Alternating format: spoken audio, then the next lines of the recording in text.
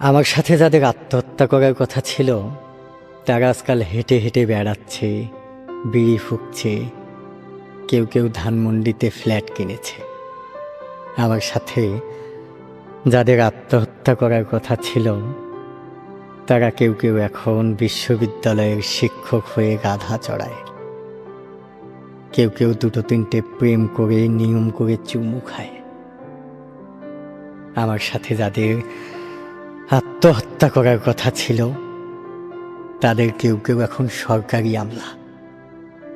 ওরা কেউ আর মরেনি আমার সাথে, আমি শুধু মরেছিলাম। অথচ ওরা প্রতি বছর আমার কবরে এসে বলে যায় বেঁচে গেছিস। অথচ